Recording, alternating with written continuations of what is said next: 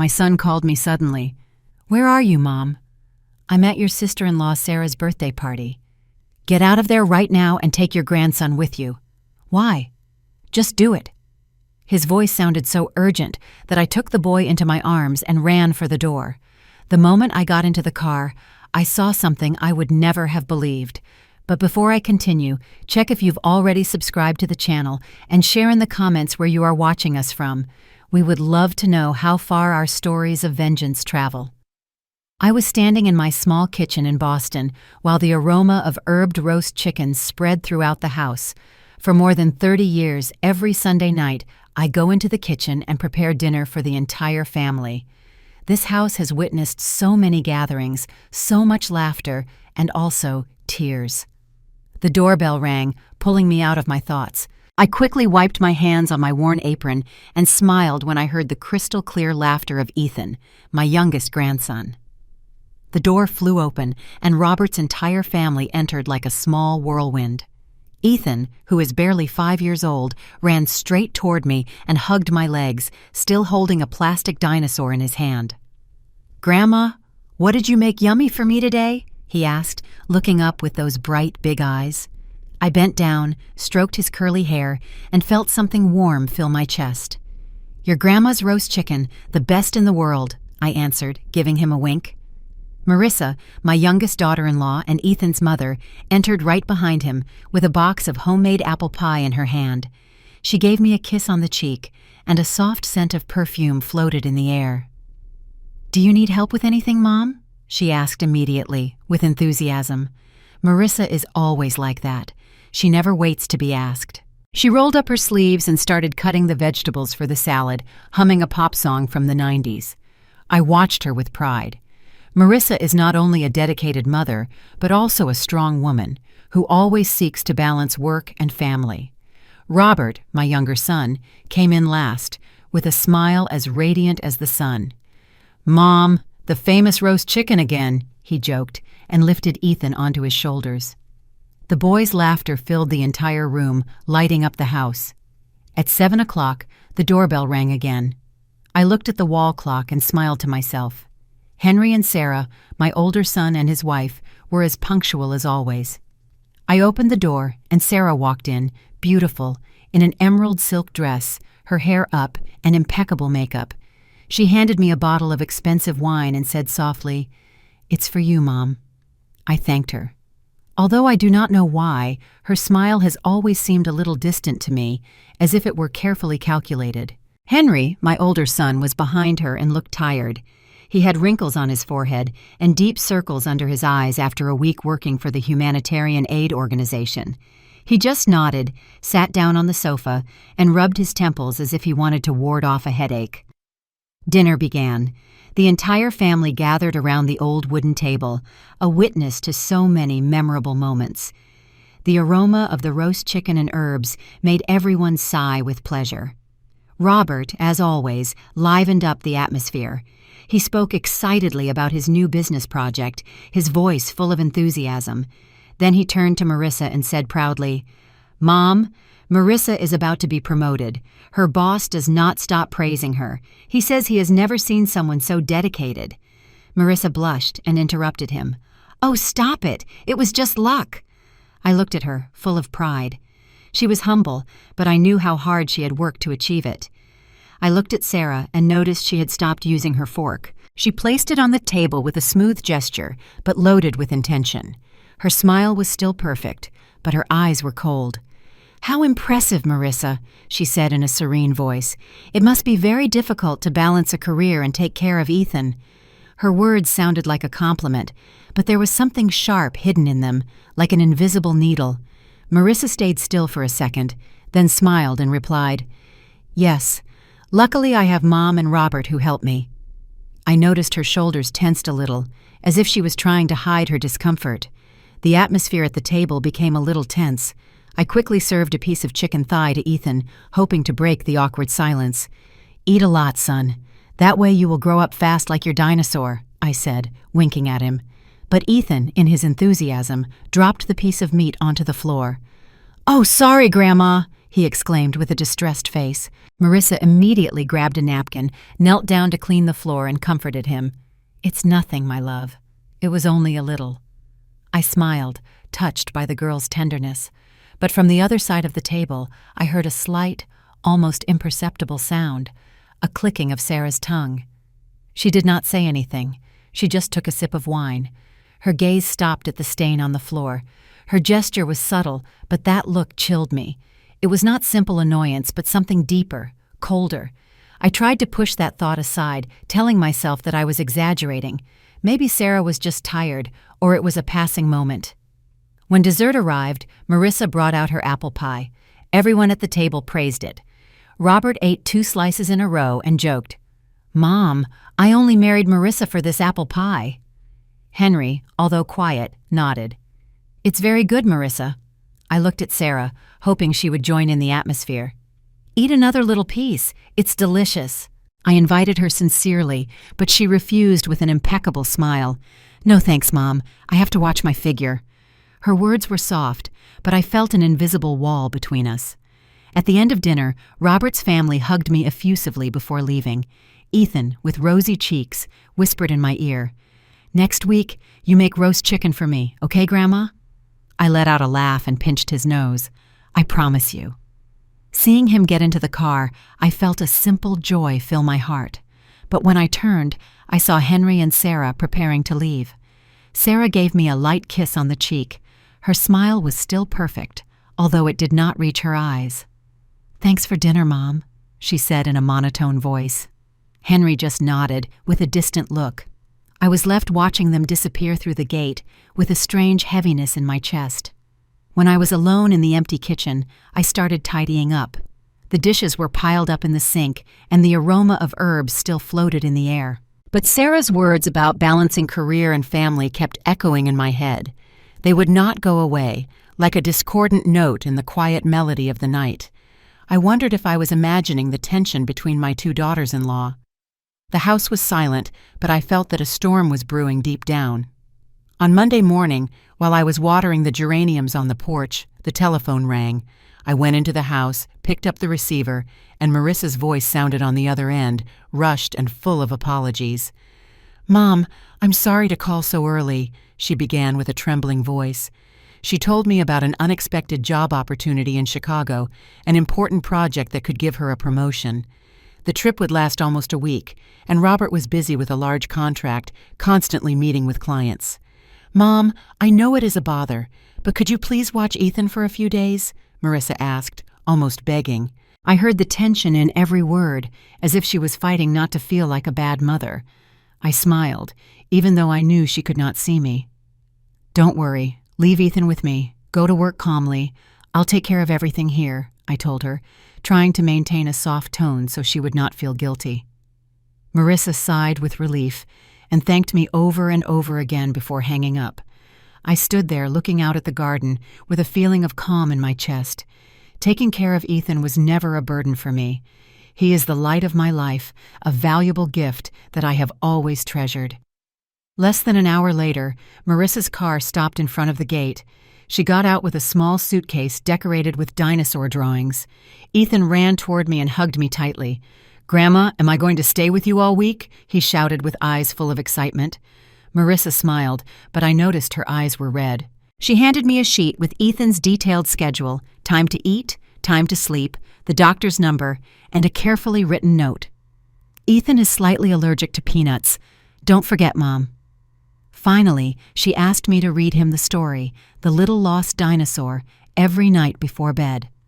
"Mom, I owe you so much," she said in a trembling voice as she hugged me tightly. I patted her back, feeling the love and trust she had for me. When Marissa left, I took Ethan to the kitchen. "What do you want to do with me today?" I asked, winking at him. The boy clapped his hands and shouted, "Dinosaur cookies!" So we got to work. I took the flour, butter, and sugar out of the cabinet, while Ethan chose the dinosaur-shaped molds. The kitchen was soon filled with his laughter and the aroma of baked butter. Seeing him press the dough into the molds with his little fingers, I remembered the days when my sons and I also spent afternoons in this same kitchen. But that joy did not last long. A part of my heart was still unsettled by Sarah's cold look the night before, and I wondered if I was being too sensitive. Around 4 o'clock in the afternoon, while Ethan and I were coloring his dinosaur drawings on the porch, the house phone rang. I answered, and Sarah's voice sounded on the other end, sweet and cloying. "Hello, Mom. It's Sarah," she said with an almost melodious tone. "This weekend is my birthday. I'm having a small party at the house. You have to come celebrate with me." I smiled and told her I would go, but she continued, with a voice full of enthusiasm. "Oh, I heard Ethan is with you, right? Bring him too. My friends are dying to meet your grandson. He will be the star of the party." Her invitation chilled me. How did Sarah know Ethan was with me? Marissa had only just left him that morning, and I had not told anyone. A feeling of uneasiness ran through my body, but I pretended to be calm. "All right, the two of us will go," I replied before hanging up. I looked at Ethan, concentrated on coloring a triceratops, with his tongue sticking out from concentration. The joy of the afternoon dissipated a little, as if a cloud was covering the sun. I tried to shake off that feeling, telling myself that Sarah just wanted to be nice, that she was trying to integrate more into the family, but deep down, I could not forget the way she looked at me last night, or the clicking of her tongue when Ethan dropped a little food. It did not seem like a simple reaction. It was like a tiny crack in the surface of a perfect picture. That night, after reading The Little Lost Dinosaur to Ethan, I sat next to his bed and watched him sleep deeply. The dim lamplight cast a soft glow on his round face. His long eyelashes trembled with every breath. I stroked his hair tenderly, my heart full of love, but also with an anxiety I could not name. Sarah's insistence that Ethan had to attend the party kept going around in my head. Why was she putting so much emphasis on that? And why had her sweet voice chilled my blood? At midnight, a strange noise in the hallway woke me up.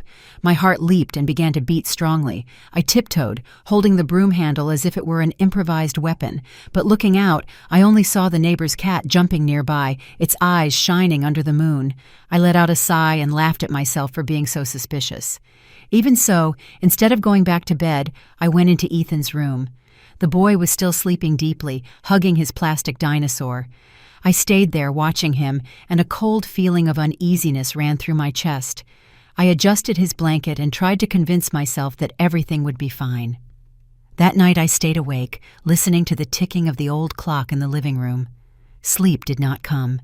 The image of Sarah, with her melodious voice on the phone that afternoon, kept appearing in my mind. I sat up, with my bare feet on the cold floor, and went out onto the balcony, where my small garden rested under the silver light of the moon. The geranium pots remained motionless, as if they shared my worry. I took a deep breath, trying to sort out my thoughts.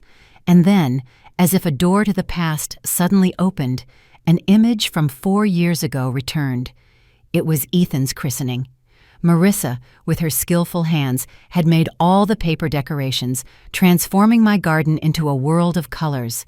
There were ribbons, small hanging dinosaurs, and a beautiful cake that she herself finished decorating early in the morning. Everyone praised her, and I could not hide my pride. But I remember that in a corner of the garden, Sarah was standing with a glass of champagne, observing the decorations. It was not a look of admiration or joy, but something difficult to describe, as if she saw something that did not belong to her, something that made her feel out of place. That memory brought others with it, like pieces of a puzzle that began to fit together into a gloomy picture. I remembered an afternoon at the farmer's market in Boston when I took Ethan to buy pottery. The boy, with rosy cheeks, held my hand and jumped while talking to me non-stop about his dinosaur collection. We ran into Sarah and a friend of hers. I, smiling, said, "This is my grandson Ethan. Doesn't he look like Robert when he was little?" Sarah's friend bent down delighted and pinched his cheek. "Oh, how cute, just like his dad." But Sarah only smiled, a pale smile without warmth. "Yes, he is very cute," she said, and immediately took her friend's arm, saying in a neutral voice, "We have an appointment at the art gallery, let's go." I was left there, a little uncomfortable, telling myself that maybe she was in a hurry. But now that I think about it, the way she left, as if she wanted to escape that moment, left a heavy feeling in my chest. Then I remembered last Sunday's dinner, clearer than ever. When Robert boasted that Marissa was about to be promoted, Sarah had said, "You must have worked very hard." But suddenly, I realized that I had overlooked the second part of her sentence. "You are very lucky to have a husband as understanding as Robert, who always supports you in everything." At the time, I thought it was just a polite compliment. But now, in the darkness of the room, I understood that it was not a compliment.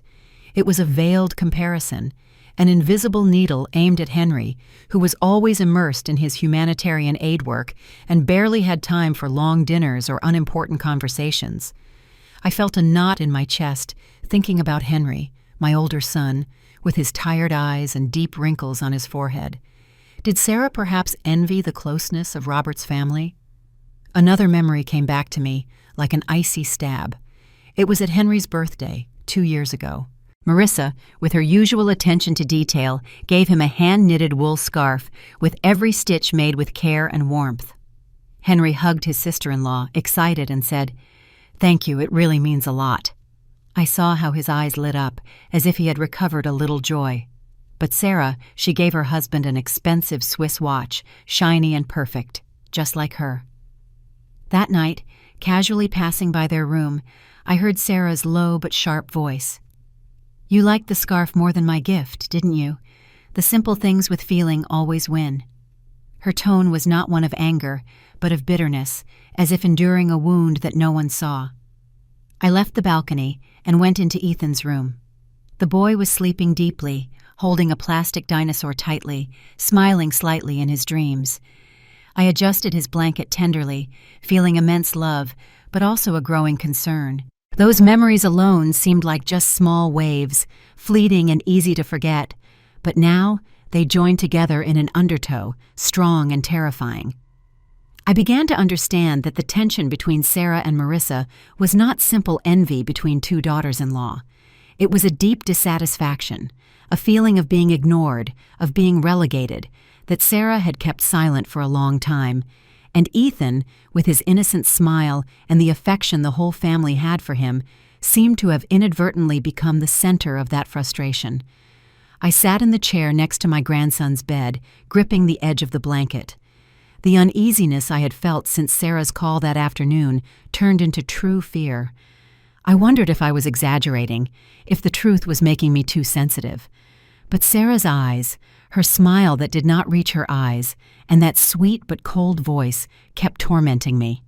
I looked at Ethan, his face calm in sleep, and I knew I could not risk it.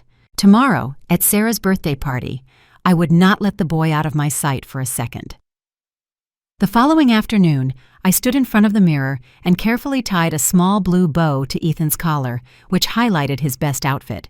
Seeing him in his white shirt and elegant pants, I could not help but smile. "You look like a little prince," I told him, gently pinching his cheek. Ethan smiled broadly and turned around to show me.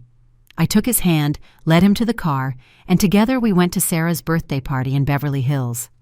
When the car stopped in front of Henry and Sarah's house, I almost felt overwhelmed. The house shone with lights, twinkling garlands hung all over the garden, mixed with the soft jazz played by a live band in one corner. The air smelled of gardenia, and the guests, elegantly dressed, were already beginning to gather. I squeezed Ethan's hand, feeling that the two of us were a little out of place amidst so much ostentation. My simple wool dress and my worn flat shoes seemed not to belong in that place. Sarah came out to the door to greet us, dazzling like a queen in her wine-red gown, and her hair up in a high bun that highlighted her slender neck. "Mom, what a joy that you came," she said with a radiant smile, although there was something forced in her expression. She looked down at Ethan, with bright eyes but without real warmth. "Oh, how handsome my nephew is today." She gently touched the boy's shoulder, but that gesture seemed artificial to me, as if she was playing a role that she herself did not believe in. Ethan just smiled shyly and clung closer to me. I walked in with Ethan, trying to remain calm, although my eyes did not stop observing. The party was just as I imagined one of Sarah's would be, elegant, perfect, and calculated. The crystal glasses sparkled on the table, the dishes looked like works of art, and the guests conversed with phrases as polished as they were empty. I felt like a stranger, clutching Ethan's hand tightly, fearing that if I let go, he would disappear among that crowd. About 15 minutes later, the old phone I had lent Ethan to play with started vibrating loudly. It was a video call from Marissa. "Mommy!" Ethan shouted, his face lit up with joy. He ran to a corner of the garden where there was a stone bench to talk to his mother. I stayed close, smiling as I listened to him enthusiastically tell his dinosaur stories. But then I felt a gaze. I turned and saw Sarah, who was talking with a group of friends, casting a fleeting glance toward Ethan. For an instant, when she thought no one was watching her, her smile faded and was replaced by a slight gesture of contempt, almost imperceptible. Then she returned to her perfect smile, as if nothing had happened. My heart began to beat faster. That was not the look of an affectionate aunt. It was the look of envy, of something deeper and more disturbing. I tried to calm down and called Ethan when he finished the call with his mother. "Grandma, Mommy says I have to be good with you," he said, squeezing my hand tightly. I stroked his hair, trying to smile, but inside I was uneasy. Then Sarah approached with a gleaming silver tray. On it, there was a glass of orange juice decorated with a slice and a small paper umbrella. "Ethan, I have something special for you," she said with a sweet voice. "Orange juice with honey. I prepared it myself." She bent down and offered him the glass with an expectant look, as if waiting for a reaction. Ethan, who had been happy, stopped suddenly. He looked at the glass, then shook his head, took a step back, and hid behind me. "Grandma, I don't want to drink it," he said in a low but firm voice. "It has a weird color." I looked at the glass. The juice was darker than usual, a little cloudy, not like normal juice. I thought that maybe it was because of the honey, but Ethan's refusal disconcerted me. In front of Sarah, I tried to encourage him. "It's tasty, son. Your Aunt Sarah prepared it for you." But the boy shook his head more strongly, almost about to cry. "No, I only want water." Sarah smiled, a patient smile, but one that failed to hide a certain tension at the corners of her eyes. It's okay," she said in a sweet voice. "You're probably still full. Then let me put it away, and later if you're thirsty, you can have it." She took the glass of juice and went into the house, moving gracefully as if nothing had happened. I sighed with relief and took Ethan to the water cooler in the corner of the garden. I poured him a glass. While I watched him drink in small sips, I told myself that perhaps I was exaggerating. But Sarah's look, that slight gesture of disdain, and her insistence with the orange juice kept giving me a bad feeling. The party was getting more and more lively. The jazz gave way to faster rhythms, and people started dancing. Ethan, with his eyes half closed from sleep, was clearly not having fun. He pulled my sleeve and whispered, "Grandma, let's go.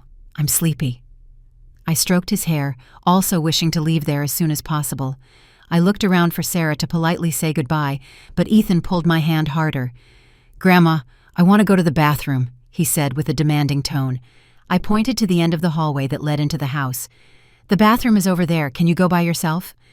Ethan nodded and ran off, still clutching his plastic dinosaur in his hand. I stood there, keeping my eyes on the hallway, counting the seconds until he returned. The decision not to lose sight of him became firmer than ever. But right at that moment, the phone inside my purse started vibrating loudly, as if warning me of something. I took it out and looked at the screen.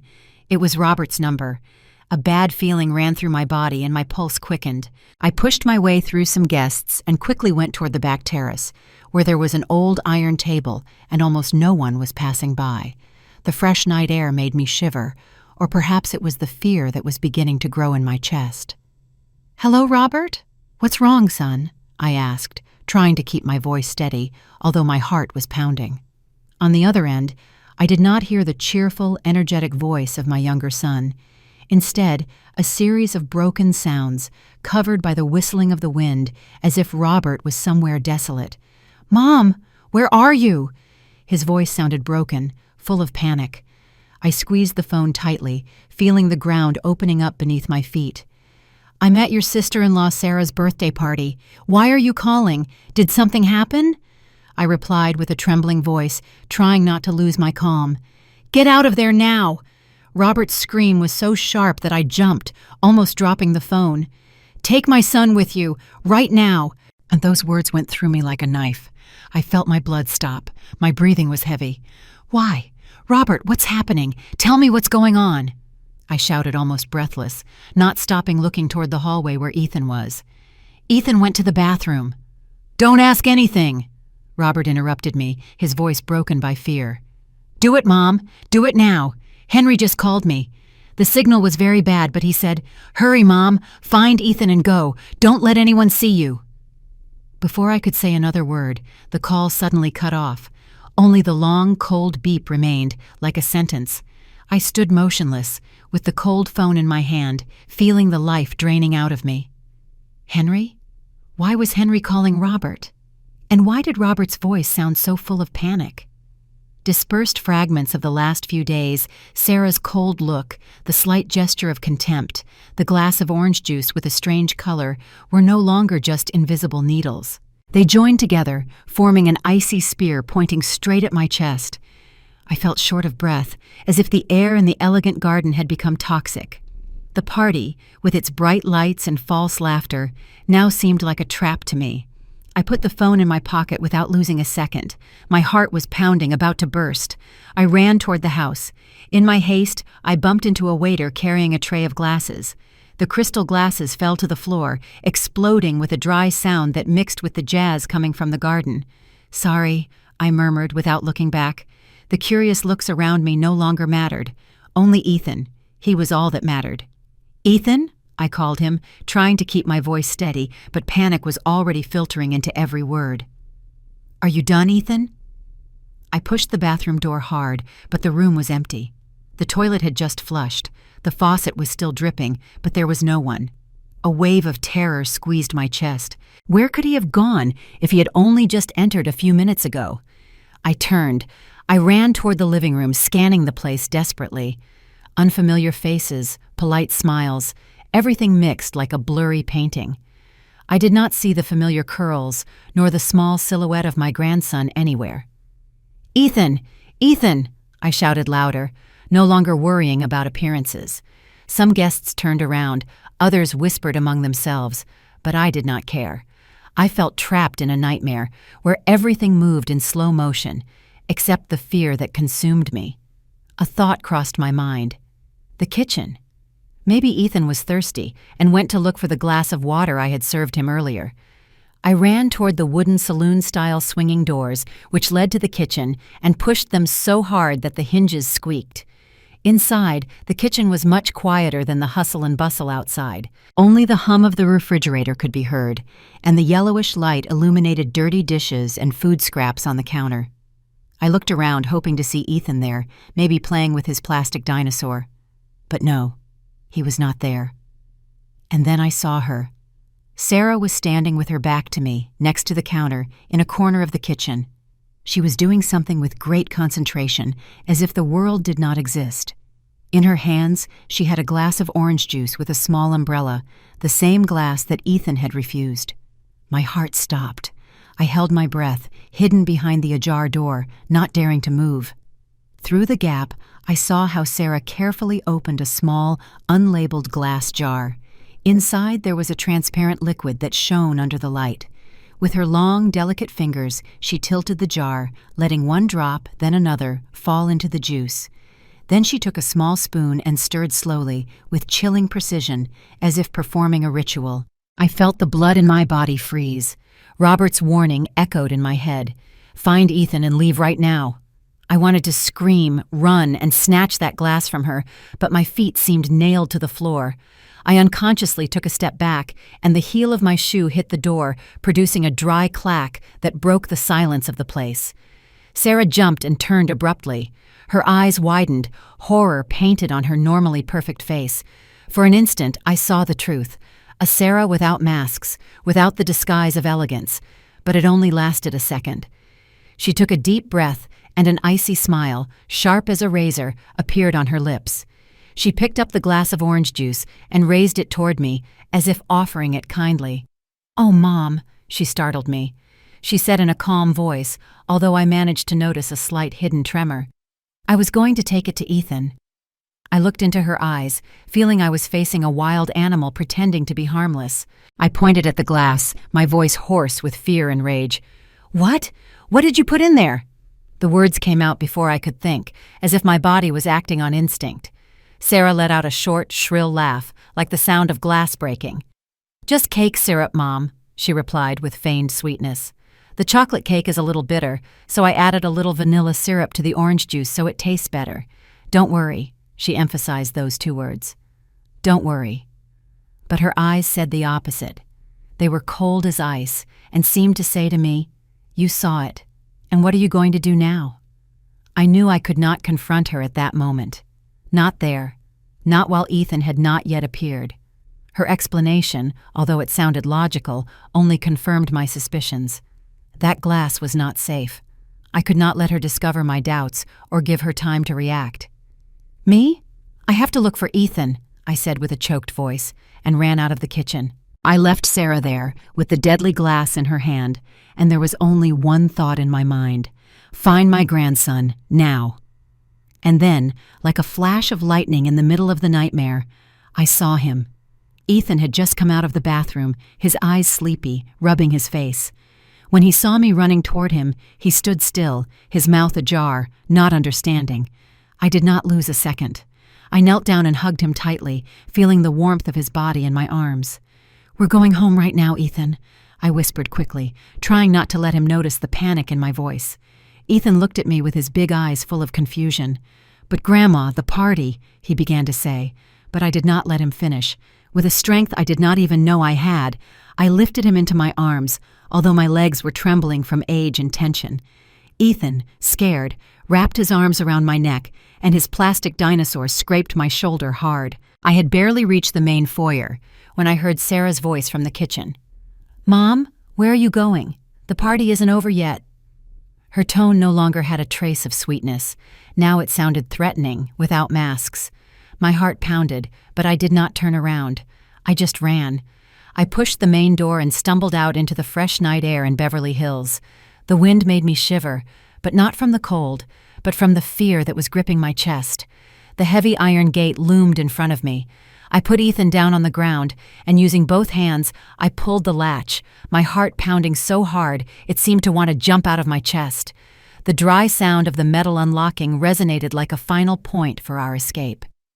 "Grandma, Aunt Sarah," Ethan murmured, but I squeezed his hand and pulled him with me toward the empty street. The streets were silent, illuminated only by the dim yellow light of the old lampposts. There was not a single taxi. I looked around, desperate, and then Sarah's voice sounded again, closer, sharper. "Mom, stop right now!" she screamed, with a fury that sounded like a cornered animal. I squeezed Ethan's hand and we ran along the sidewalk. My legs hurt, but I did not dare to stop. "Run with me, son," I whispered, my voice breathless. Despite the fear, the boy kept running, staggering with his little feet on the pavement. Just then, at the end of the street, two bright headlights approached. A taxi! I waved my arms like crazy, almost throwing myself into the road to stop it. The driver slammed on the brakes, his irritated face peering out from behind the windshield. "What's wrong with you, lady?" he shouted. But I did not care. I opened the back door, pushed Ethan inside, and climbed in after him, almost falling onto the seat. "Go, please, fast!" I begged, gasping. The driver threw me a look in the rearview mirror, but stepped on the accelerator. The car had barely moved a few feet when I looked back through the window. Sarah had reached the gate, with no trace of elegance left. She stood there, her eyes shining under the streetlight, as if she wanted to pierce the car, taking us away with her gaze. But then, behind us, a sharp sound broke the night. A siren. I turned my head and felt my stomach drop to the floor. 3 police cars, with blue and red lights flashing, were approaching at full speed. One stopped in front of Henry's house gate. The other 2 crossed the street, forcing our taxi to stop. The driver swore and looked at me furiously. "What mess have you gotten me into, lady?" I did not answer. I just hugged Ethan tightly, feeling his small body tremble in my arms. "Grandma, the police," he whispered, his voice trembling. The door of the front police car opened. The one who got out was not an unknown officer in an impeccable uniform. It was Henry, my older son. He was wearing the rescue team uniform covered in mud, as if he had come from a battlefield. His face was pale, his eyes red from exhaustion and tension. When he saw Ethan and me inside the taxi, his legs almost gave way. He held onto the car to keep from falling. "Mom, Ethan," he murmured, his voice broken by relief. I had never seen Henry like this, as if the weight of the world had just fallen off his shoulders. A tall police officer, with a badge that read Officer Miller, approached and gently knocked on the window. "Mrs. Clark, please calm down. You and the boy are safe," he said in a serious and reassuring voice. But I was still trembling, not from cold, but from the fear still running through my veins. I opened the door and got out of the car, not letting go of Ethan. The boy clung to me. His plastic dinosaur fell onto the seat, but he did not even bother to pick it up. Henry ran toward us and hugged us tightly. "Thank God you're okay," he said through tears, squeezing us as if afraid we would disappear again. "What's going on, son?" I asked, my voice broken, almost unable to control it. "How did you know?" I looked into Henry's eyes, seeking answers to everything that had just happened. The glass of orange juice, Sarah's cold look, and Robert's desperate call. Henry took a deep breath, as if he needed to gather all his strength to tell a story that he knew would tear my soul apart. He began to speak in a choked voice, as if every word had to fight to come out. A few hours earlier, while he was in a disaster relief zone for the California wildfire victims, where the phone signal was unstable, Henry had called Sarah to check on her. The call lasted only a few sentences, and then it cut off. He thought it had ended, but it had not. On the other end of the line, Sarah also thought the call had been interrupted. But the microphone was still active, and Henry accidentally overheard a conversation between her and a close friend. Sarah's poisonous words resonated through the phone, speaking of the envy she had been harboring in her heart, of how Marissa and Ethan had taken all the family's attention away from her. And then he heard something horrifying. "Just a little. No one will suspect anything. They'll think it was a sudden allergic reaction to something at the party." Henry said he was paralyzed. In the middle of that deserted area, with no signal, no way to contact the city police, he ran desperately looking for a place with coverage. He crossed roads full of mud, under the furious wind of the wildfire, just to make one call. To Robert. He screamed a warning before his phone completely died. "Mom, I did not know Sarah had gone this far," Henry said, his voice broken and his eyes red. "I thought she was just jealous, sad. I never imagined she was capable of something like this." I stood there hugging Ethan, feeling my heart break into pieces. The suspicions, the bad feelings I had had all that time, Sarah's cold look, the gesture of contempt, the strange juice glass, were not imaginations. They were real, a horrible truth that I did not want to accept. I looked at Henry, saw the pain in his eyes, and knew he was as devastated as I was. Not only had he lost the woman he loved, but he had to face the fact that she had planned to harm her own nephew. While Henry was speaking, a group of police officers burst into the house. The sound of their firm footsteps and serious voices echoed inside.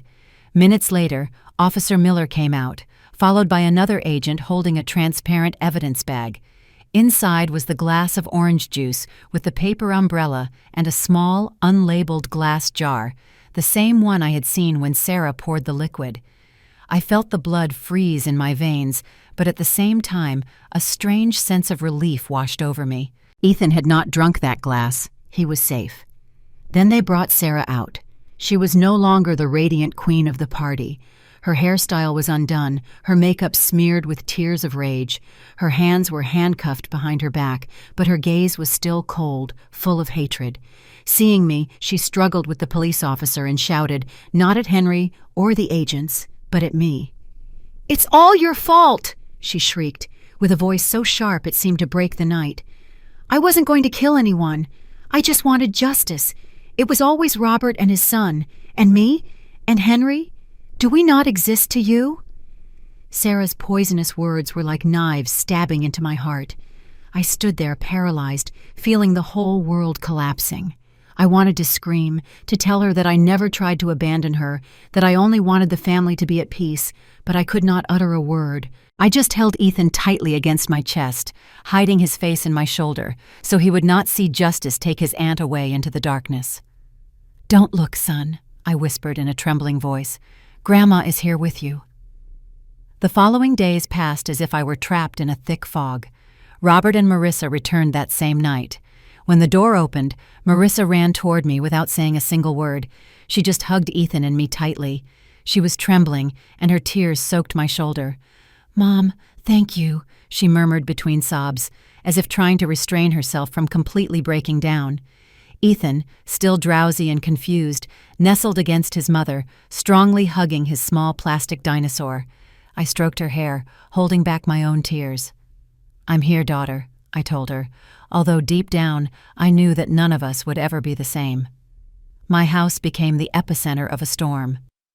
The police arrived the next morning with their questions and notebooks. I sat down at the dining room table and recounted everything in detail, my voice trembling, but trying to maintain clarity. From the glass of orange juice that Ethan rejected, Robert's desperate call, to the terrifying moment in the kitchen when I saw Sarah pour an unknown liquid into the glass. Every word that came out of my mouth was like a stab, painful, but necessary. Officer Miller took notes carefully. His gaze showed empathy, although he remained firm. "You did the right thing, Mrs. Clark," he told me at the end. "Thanks to you, the boy is safe." But those words of comfort could not calm the pain I carried inside. I was on the verge of losing my grandson. Marissa, after the initial shock, acted with a determination I had never seen in her. She reviewed all the old messages on her phone and found some that Sarah had sent her. "You got another award at the company, right? A married woman with so much success. Be careful that your husband feels lonely," said one, with that sarcastic tone disguised as kindness. Another message was even colder. "Ethan looks more and more like Robert. Henry, on the other hand, has no one to look like." Marissa handed them over to the police, her face pale, but her gaze firm. "I never imagined she hated us so much," she told me later, her voice broken. I could only take her hand, not knowing what to say to alleviate her pain. Robert also found a recording of Henry's last voice message. Although it only lasted a few seconds, his desperate scream, "Sarah! Ethan! Danger!" was clearly audible, enough to strengthen the evidence. I listened to that recording several times, and every time I heard his voice, I felt my heart being squeezed. I could not imagine what my son must have felt upon discovering that his wife had tried to harm his own nephew. Henry stayed at my house a few days after all that. He lost so much weight he looked like a different person. His sunken eyes revealed a deep emptiness, as if he had lost a part of himself. He spoke little and spent hours sitting silently in the corner of the living room, looking out the window at the geranium pots that were wilting from lack of care. I knew his soul was shattered. Henry was always an idealist, dedicated to helping others, but now he had to face the reality that the woman he loved had tried to hurt his own family. "Mom," he said one night in a hoarse voice, "what did I do wrong for her to turn into this?" I hugged him without answering, because I knew that no word could alleviate that pain. One afternoon, while I was preparing tea in the kitchen, the house phone rang. An unknown voice, who introduced himself as Sarah's lawyer, asked me if I would agree to receive a call from her from the detention center. I hesitated. I squeezed the receiver hard. A part of me wanted to refuse. I wanted to let everything related to Sarah sink into oblivion, but another part, deep within me, wanted to hear what she had to say. I wanted to understand why. "All right," I replied, my voice dry. When Sarah's voice was heard on the other end of the line, it was no longer the sweet, perfect voice of the daughter-in-law I once admired. It was broken, choked with sobs. "Mom," she called me, and I could feel the desperation in every syllable. "I'm listening," I replied, in a colder tone than I imagined, as if my heart had built a wall to protect itself. "I'm sorry," Sarah began through tears. "I don't know what I'm doing anymore. I don't hate you. I really don't hate you." She cried inconsolably, and her crying reminded me of the nights when I myself cried over the death of my husband. But then she continued, I just hated the life they had. Every time the family got together, all eyes went to Marissa, to Ethan. Everyone said she was so capable, that he was so smart, and me, I was just an expensive ornament next to Henry. No one saw me. I remained silent, listening to her. The anger inside me began to dissipate, replaced by a profound sadness. I understood what it was like to feel abandoned, to feel invisible. I had also experienced it when my children grew up, when this house became too big and too empty. But I could not forgive her. Sarah, I said, in a calm but firm voice, feeling abandoned is an enormous pain. I understand it. But no one gives you the right to use your pain to destroy the happiness of others, much less to harm an innocent child, like Ethan. On the other side, only her muffled crying was heard. I did not say anything else. I hung up carefully, feeling that I had just let go of a great weight. The trial was held a few weeks later. With my testimony, Henry's, Marissa's messages, and the result of the poison analysis in the orange juice, Sarah was convicted of attempted murder. The day of the sentencing, I did not go to the courthouse. I stayed home, hugging Ethan while reading him the story of the little lost dinosaur. His crystal-clear laughter filled the room when I imitated the dinosaur's voice, but inside me, the pain was still there. I had protected Ethan, but I knew my family would never be the same. Summer arrived, bringing the first warm rays after the storm.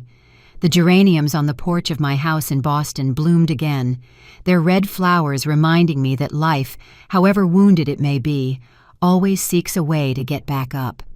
The little house that was once the center of chaos began to recover its calm. I stayed on the porch, watering the pots, feeling the water seep into the earth, and I knew, deep down, that my family was also finding its way to heal. Robert and Marissa decided to move into a house just a few streets from mine. They said they wanted Ethan to be close to his grandmother, so the boy could come whenever he wanted.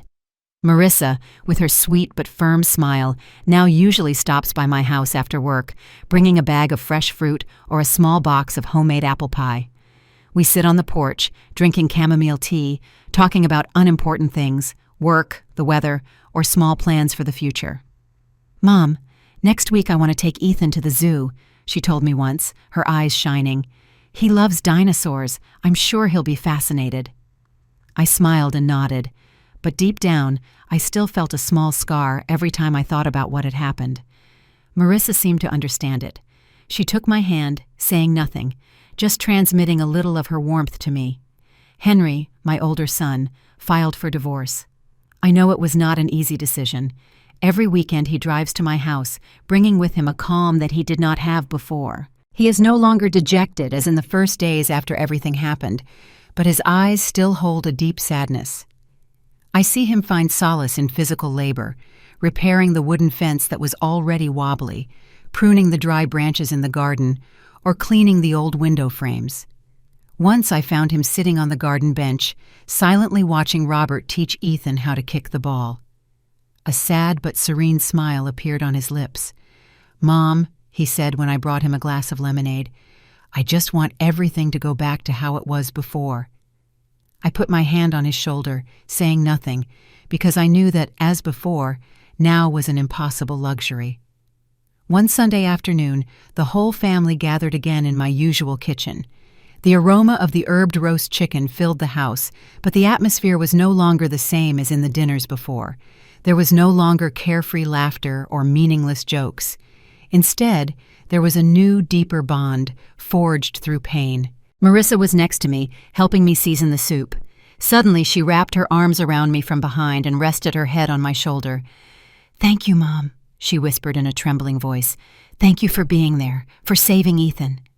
I stopped stirring the spoon, put my hand over hers, and felt the warmth she transmitted to me.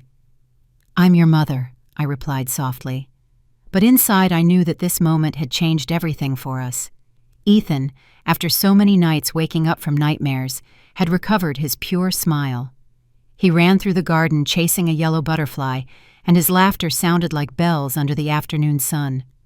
I watched him with a heart full of love, but also with a slight pain.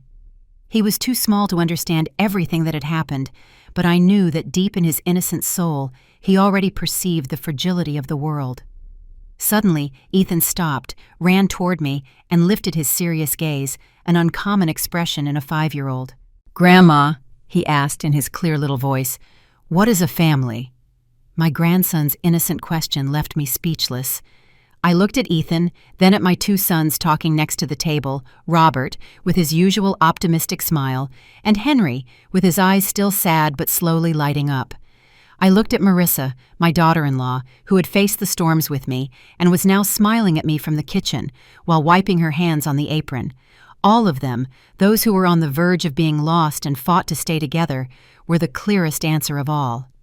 I knelt down to Ethan's eye level and gently stroked his curly hair.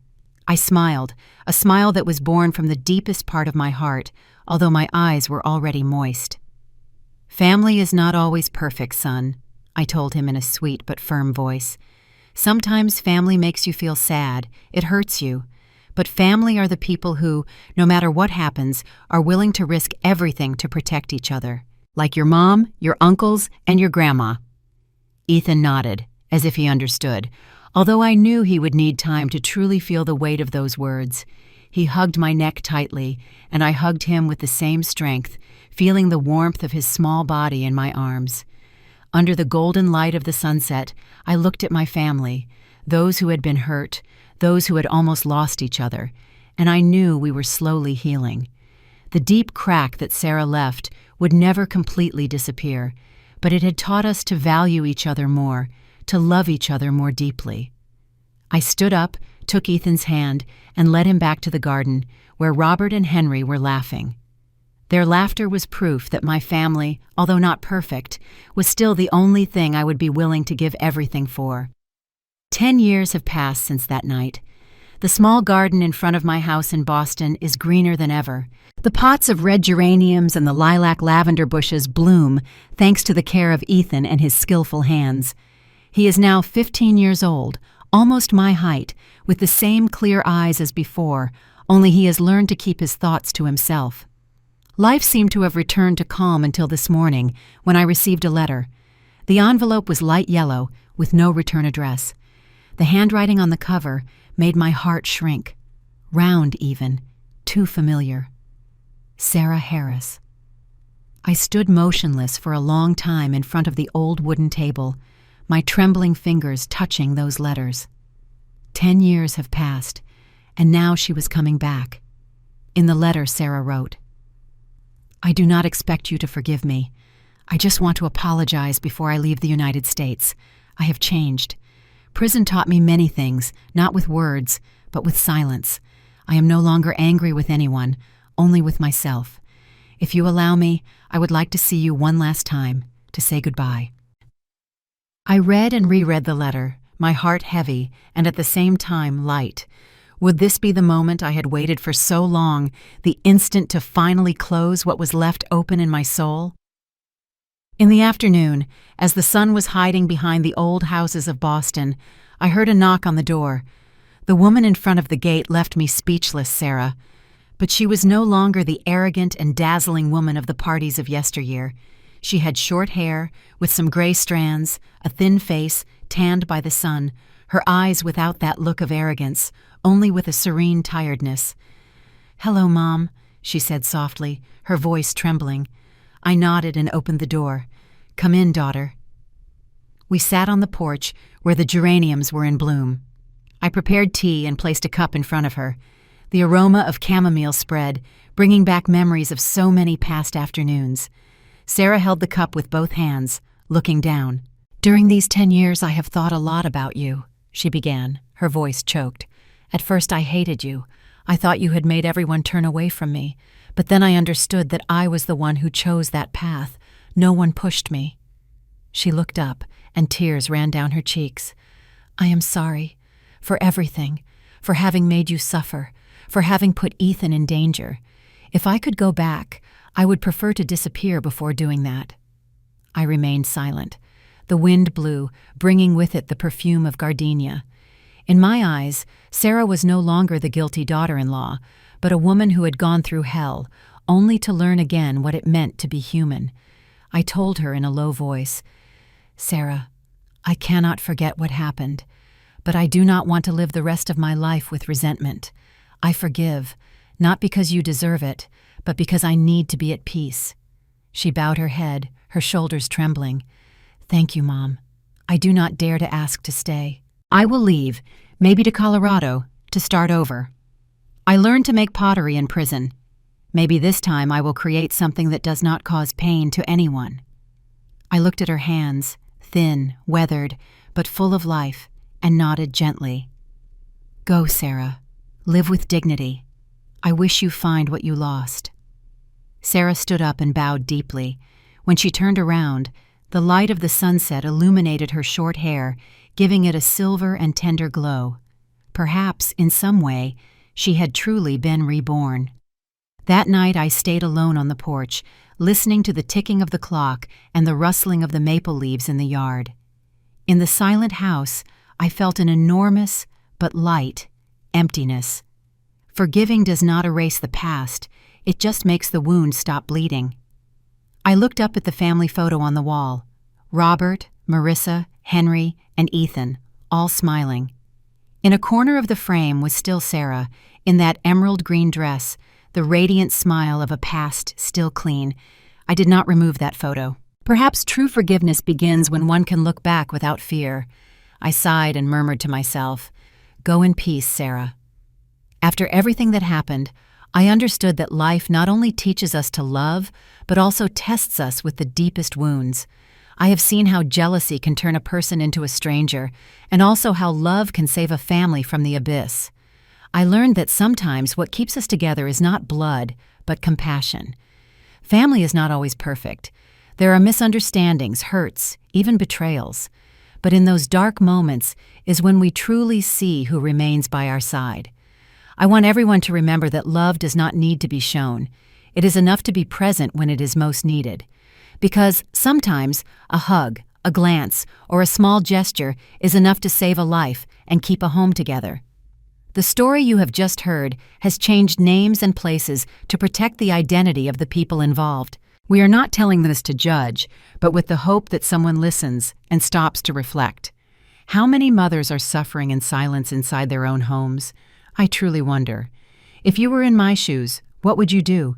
Would you choose silence to keep the peace, or would you dare to face everything to reclaim your voice? I want to know your opinion, because every story can become a candle that illuminates the path of others. God always blesses, and I am sure that courage will lead us to better days. For now, on the final screen, I will leave 2 of the channel's most beloved stories. I am sure they will surprise you. Thank you for having stayed with me until this moment,